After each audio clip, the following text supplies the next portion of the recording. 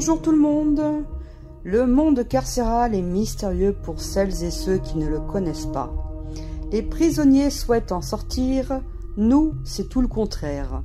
Nous souhaitons y rentrer, bon, bien sûr, sur un petit laps de temps. Allez, découvrons cette ancienne prison, c'est parti. Cette prison a été construite entre 1898 et 1903. En forme de croix latine, avec une rotonde centrale, est un témoignage exemplaire d'un bâtiment carcéral du XIXe siècle. Avant de vous raconter le quotidien des détenus, je vais vous raconter un peu l'histoire de cette prison. Les deux dernières exécutions à la guillotine de la ville datent de 1922 et 1939. La guillotine était appelée le bois de justice. Elle était installée dans la cour d'honneur de la prison, entre le bâtiment et la grande porte d'entrée donnant sur le boulevard. Une anecdote, à la dernière exécution en 1939, certains habitants et voisins de la prison montaient sur les réserves de bois dans la cour d'un marchand ou dans les jardins de voisins pour pouvoir voir au-dessus des murs. La prison fut occupée par les nazis lors de la Seconde Guerre mondiale, entre juin 1940 et août 1944. Des résistants régionaux sont emprisonnés et torturés. La plupart sont déportés en Allemagne, en Pologne ou même en Alsace. Une anecdote, une famille de résistants avait reçu une livraison d'armes chez eux, mais ils avaient été dénoncés. Ils furent donc arrêtés, emprisonnés et déportés. Sur 8 hommes, seul un en était revenu. Dans l'histoire, après la Seconde Guerre mondiale, une autre guerre a marqué les lieux, la guerre d'Algérie. Dès le début du conflit, à partir de 1954, la prison accueille des détenus locaux qui militent pour la décolonisation de l'Algérie sur le territoire. Puis, à partir de 1958, elle reçoit des détenus venant d'Algérie, qu'ils soient français, sympathisant l'indépendance ou algériens membres du FLN ou d'autres structures militantes pour l'indépendance. Parmi les prisonniers ayant une renommée, on peut citer Rabah Bita, membre fondateur du FLN et futur président de l'Assemblée du peuple de 77 à 90. En juillet 61, une tentative d'évasion des 3 membres du FLN met la ville au cœur de la presse nationale. Depuis tout à l'heure, je vous parle de prison, mais en réalité, il s'agit d'une maison d'arrêt, où les détenus étaient des prévenus en attente de jugement, ou bien des condamnés purgeant des petites peines, normalement pas plus de 4 ans, ce qui diffère d'un centre pénitentiaire. En conséquence, le mouvement des détenus qui entraient et sortaient était beaucoup plus important et le nombre d'incarcérés pouvait rapidement dépasser le seuil fixé. En 2001, la garde des Sceaux visite les cellules du quartier disciplinaire et est convaincue qu'une nouvelle prison doit voir le jour. En 2010, les détenus déménagent et la prison ferme. La coupole, la rotonde. De la coupole, on peut voir les différentes ailes, les différents quartiers qui organisaient l'espace et la détention. Ces quartiers ont changé durant le siècle d'activité de la prison.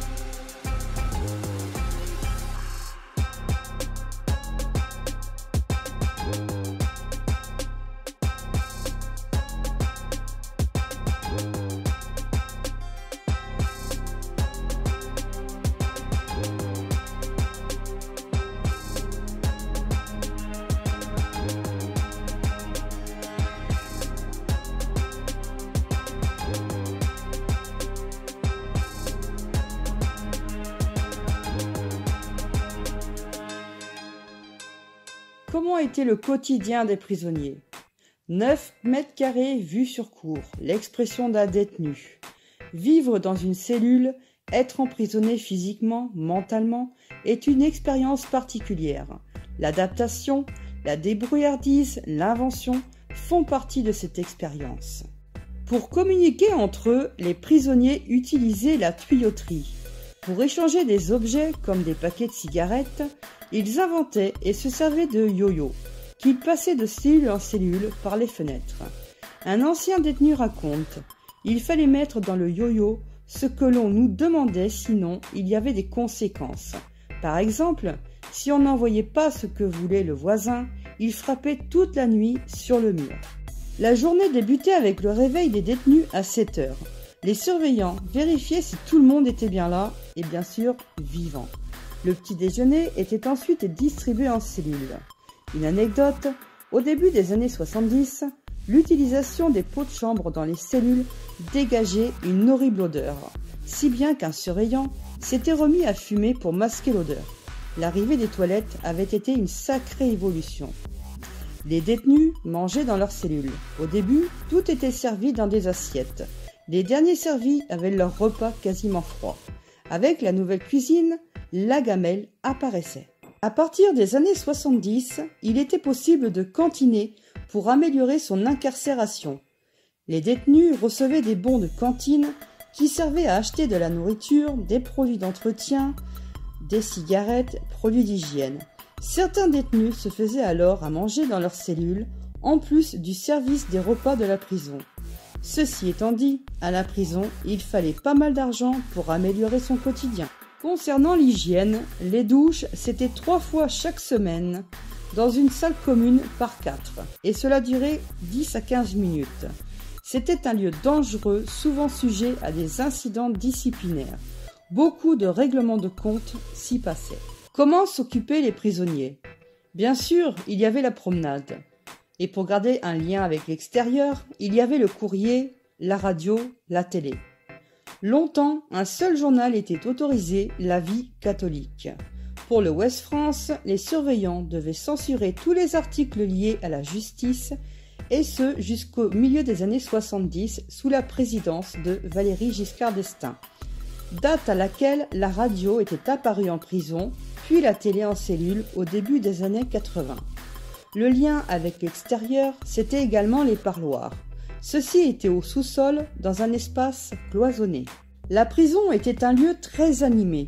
Ça grouillait. Il y avait sans cesse du mouvement entre les avocats, les psys, les intervenants extérieurs, les profs, la famille pour les parloirs, les allées et venues. En fait, c'était un peu comme un village avec du mouvement constamment. Il y avait beaucoup de cacophonie, le bruit des gens, des portes, des trousseaux de clés, les serrures. Certains criaient aussi la nuit. À l'origine, les cellules étaient pensées pour un détenu, puis aménagées pour 2. Ensuite, mais parfois, jusqu'à 4 matelas par terre. Il y avait environ 500 prisonniers, parfois 700. Cette surpopulation avait pour conséquence de la tension et des bagarres. Chaque occasion d'échapper à l'enfermement était donc importante. L'école, la formation, la culture, le sport, la promenade ou bien encore le travail. Au fil du temps, à partir des années 70, le sport avait pris une place de plus en plus importante.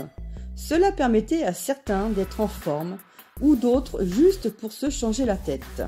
Un terrain de sport avait été aménagé à l'extérieur. À l'intérieur, dans l'ancienne chapelle, se trouvait le gymnase où l'on pouvait faire du basket et de la musculation. En parlant de gymnase, après 2010, pendant quelques années, la prison est utilisée comme camp d'entraînement pour les équipes chargées d'intervenir lors de conflits dans les prisons. Les RIS, équipes régionales d'intervention et de sécurité, et le GIGN. Les pompiers et le SAMU ont également eu des entraînements ici. Dans le gymnase, on peut y voir encore des cordes pour les entraînements. Dans les cours de promenade de sport, on peut y retrouver des douilles ou bien encore des matelas servant pour les plaquages.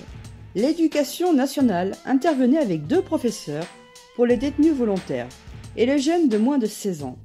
Certains avaient passé leur bac ou obtenu d'autres diplômes pour mettre davantage de chance à leur sortie. La prison était aussi un lieu de travail. Le détenu devait en faire la demande, mais il y avait plus de demandes que de places. Alors, il passait un entretien. Ses capacités et sa dangerosité étaient également évaluées.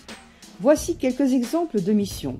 La couture pour les peluches Kiki, les serviettes Air France ou bien encore le cartonnage pour les produits Yves Rocher. La maison d'arrêt a connu de nombreuses transformations en lien avec l'évolution de la réglementation de l'incarcération. Dans les années 70 jusqu'aux années 2000, la prison ne cesse de changer. Un nouveau bâtiment, le quartier sud, en forme de V, est ouvert au début des années 70, permettant d'ajouter 180 cellules aux 160 déjà existantes. Pour ce quartier, le béton apparaît. Adieu les parquets. En effet, avant il n'y avait que du parquet et le bois était ciré. Dans certaines cellules, il fallait presque rentrer en patin. À l'extérieur, dans les années 70, on supprime une partie des jardins potagers pour aménager un terrain de sport, d'abord en terre, puis bien plus tard goudronné. En 1976, il y a la création d'un espace sanitaire et l'arrivée des prises électriques en cellules. Ceci a notamment pour conséquence la fin des pots de chambre, l'arrivée du rasoir électrique et la fin des totos. Les totos, le thermoplongeur inventé par les détenus. Il permettait de faire chauffer l'eau et de se préparer des boissons chaudes ou à manger. Les totos faisaient bien souvent sauter les plombs et les détenus frappaient aux portes par énervement, surtout les soirs quand il y avait la télé et les lumières allumées.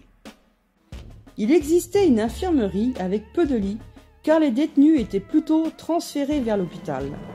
Dans les années 80-90, on met en place de plus en plus de grilles, de cloisons, tout cela renforce la sensation d'enfermement. L'isolement des détenus était de plus en plus marqué. À l'origine, à la fin du XIXe siècle, la prison a été construite dans un lieu-dit excentré de la ville, dans une périphérie encore rurale. Il fallait être hors de la ville et loin des habitants pour accentuer l'isolement des détenus.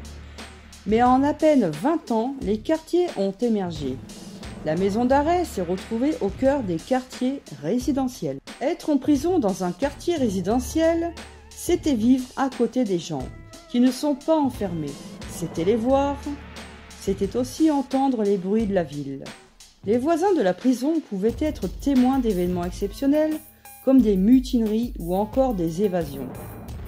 Pour les évasions, il y a eu des tentatives et quelques succès. Certains détenus avaient essayé de s'échapper par les égouts, d'autres avec les traditionnels draps noués par la fenêtre.